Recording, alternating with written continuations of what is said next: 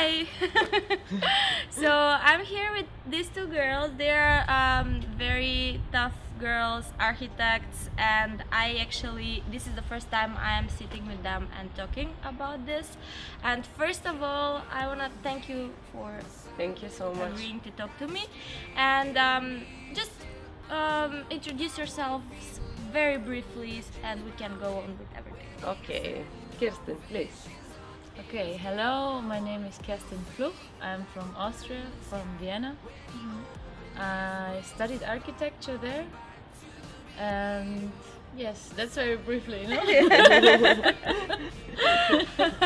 Are you still a student or No, graduated? I graduated almost 4 years ago. That's cool. How about you? It would be really cool if you introduce me and I introduce you. It's much- I did the work already. yeah, now it's on me. Okay, I'm Jana Konstantinova. I'm also in architecture. I'm currently doing my PhD in Lausanne. So we actually met in public room a few days ago, Yeah. and you were holding a workshop there. What was that about? We organized an initiative that means Exhibit Skopje, Super VM, where Kirsten is coming from, and we had the municipality of Center on the third side, and the whole thing was to gather together in order to bring 100 ideas for the Barmalo. What was going on during Yeah. the workshop? Our aim was to gather ideas for Deborah and we gathered some people to talk about it, to make an emotional mapping, and we tried to gather the creative potential of the citizens from there. There were a lot of planners coming, but also people with concrete ideas that they want to see happening in Deborah. And people who are active in the Barmalo Yes. or they're already engaged in the territory in the Barmalo. So they're half of the Barmalo, not recognized in a way, but we are working towards to recognize the Barmalo as a creative hub or something. And you mentioned that you are doing some special kind of architecture that I have no idea about, but I was very interested in. Yeah, basically this is the workshop. We cannot just say it, okay, it's not an architecture, but it's kind of a social engagement with the citizens of the Barmalo. So that was that special. I cannot say it's special, but it's different approach than working from a regular perspective in Working- bureau or as usually architecture is approached today. Yes. It is like a bottom-up, or we try to create this bottom-up participative process to involve the people and to work together on a solution what is good for Deborah. Not only you making the plans and everything, It's not but about actually, exactly. It's not about okay. I'm the great designer. I know the solution, and here I put it, and everything is And you have to better listen after. me. Yeah. So yeah, that's actually probably how it's supposed to be. Asking the people what. Yes, but it has to be learned also from the people because I think we, not only in Skopje, we kind of lost the responsibility in a way. You know, we all are making the city, and I am making the city if I drive my car to go somewhere, and but nowadays everybody seems to just complain about the government doesn't do that, it doesn't do that, and it's all the fault of the others. But we have to re-acknowledge that it's us Yeah. that we're We are doing part of it. Yes. We are part of this complex influx in the city that Yes. Now the sun is coming out. Now the It's sun really is nice. ruining Yeah. the. we need the sun. So I will bring you back a little bit and ask you, how did you become architect? Why? Good question. Okay. Basically, I always wanted to study architecture somehow. I didn't know why. And then when I finished school in Vienna, I thought I would just try. And then I just sticked with it. Or stuck, I don't know. And yes, I had my architectural crisis also. I think a lot of people have it. If you know some architects, they We all probably have have that. Yes. It doesn't matter. it. Yes, The exactly. Yeah, is it the right thing? But it's even better than I imagined it, because it's more social than I thought it would be. You know, it's a lot about people. Actually, it is about people, because architecture is only made for people, and you always think about how are they using the space and How you can re-engage this relationship interhuman. yes, and somehow it led me to another study. So now I'm studying psychology as well. yeah, and well, yeah, that's connected people and people. Yes, exactly. So Yeah. it makes sense. Yeah. The architecture story, how that started. Basically, it was the only.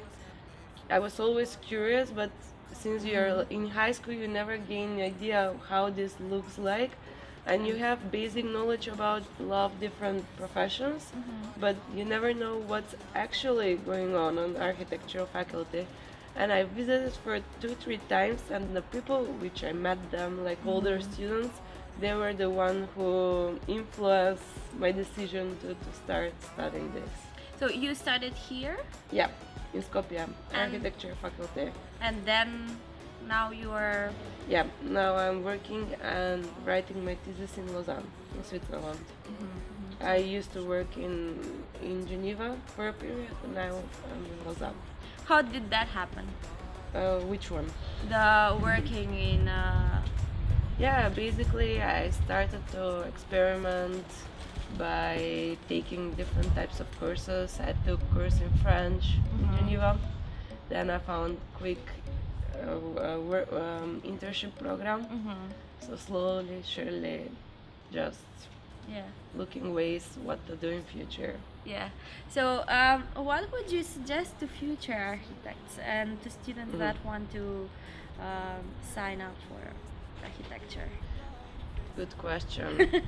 What I will say is, like, for me, yeah, you have this formal education in architecture, but you need to somehow learn from the informal or the street. So you never forget the visit and to re-look on the street and what's actually around you.